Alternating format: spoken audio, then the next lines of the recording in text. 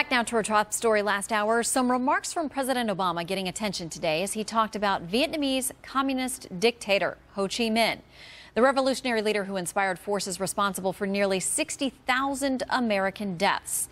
The remarks came after a meeting with the current president of Vietnam and seemed to be suggesting some sort of praise possibly for the leader who inspired the Vietnam War. The president shared with me a copy of a letter sent by Ho Chi Minh to Harry Truman. And we discussed the fact that Ho Chi Minh was actually inspired by the U.S. Declaration of Independence and Constitution and the words of Thomas Jefferson.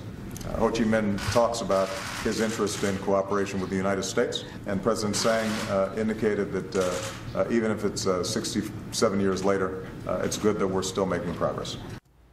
Let's talk about it with Ralph Peters, author of Hell of Richmond and a Fox News strategic analyst, Lieutenant Colonel Oliver North, a Fox News military analyst. Gentlemen, welcome, and thank you both, first of all, for your service to this country. I have to ask you as veterans, and I'll start with you, Colonel North, how you feel about these remarks. Is it fair to make a statement that is factual to say that in some way Ho Chi Minh was inspired by our founding fathers? No, that is the typical rhetoric of all the post-colonial despots like Ho Chi Minh that took charge after basically the Bolshevik Revolution in 1917. Look, I was still in Vietnam in September 1969. My platoon had suffered horrific casualties. So had our entire rifle company and our battalion on the DMZ. That Ho Chi Minh was adamant that he was going to overrun, and did eventually by 1975. When he died in September of 1969, we were still there.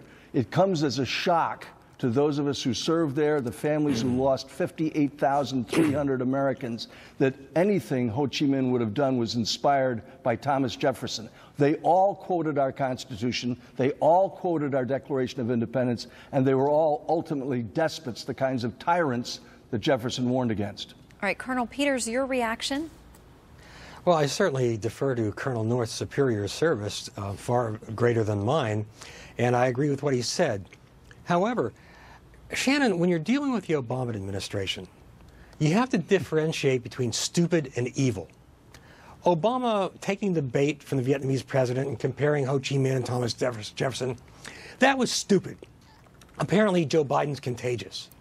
However, when President Obama plays the race card or tries to stir up class hatred in our country, that's evil.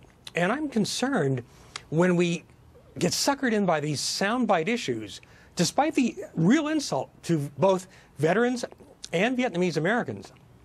When we get sucked into these issues, we take our eyes off the ball of the evil done by the Obama administration or the disastrous effects of the country on the his shambles of the foreign policy, the anemic economy, the mess of Obamacare, the scandals from the IRS and on down and down. So I'm saying, look, when the guy does something dumb, you just got to shake it off. Concentrate on the evil. All right, well, Colonel North, with all those things in mind, do you think that this was a remark made in passing that was maybe a nicety or something polite because Vietnam's president was here visiting, or does it speak to a bigger overall philosophy of where this administration's coming from? Oh, I think, look, kudos to Paul for making, or to Ralph for making that observation. The fact is that what this guy does constantly is step in dog poop every time he's not on a teleprompter. This was stupid. It was wrong. The bottom line of it is, it doesn't help us to have an administration guided by the likes of Bill Ayers and Saul Alinsky. This is their kind of rhetoric. This shows you a window into the soul of what's left of the Obama administration when they can say these kinds of things in this post-colonial rhetoric that they constantly come up with. It leads us to the kinds of stupidity and the kinds of evil that Ralph was just speaking of. And Colonel Peters, do you think this is something that could be simply clarified by the White House, by the president, a quick statement, or something else to sort of tell us a little bit more about where he was coming from? Do you think we'll get one? It's possible. But the thing, a key problem here is our president doesn't know our history. I never thought I'd stick up for Ho Chi Minh, but I will say this for the guy, who is widely read, and he probably knew more about the American Revolution than President Obama does. This guy doesn't know America's past. I mean, he probably had some speechwriter do a quick Wikipedia check on this, and that's as deep as the administration goes. So, again, you know, I think Colonel North nailed it as far as the specifics go, but I do want to focus on the greater damage to our country and not just the president's latest Joe Bidenism.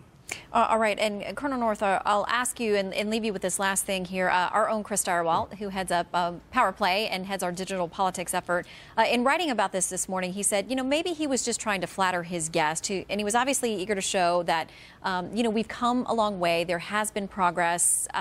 Is that fair to say? Look, what Tseng wants is the Americans to back him up when he has to stand up to the communist Chinese. He knows he's under threat, as are every other country in that part of the world. He wants us there.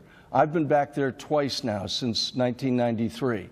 There's no doubt the Vietnamese people admire, they respect the sacrifice that was made. Once they figure out you're not a Russian, whether they were up north and we bombed them or down south and abandoned them, they like us because we're Americans. We need to get along with them. It's a natural ally in a part of the world where we're going to need friends. All right, gentlemen, again, welcome to you. Thank you both for your service, and thank you both for your time today and weighing in on this as well. Thank you, Shannon.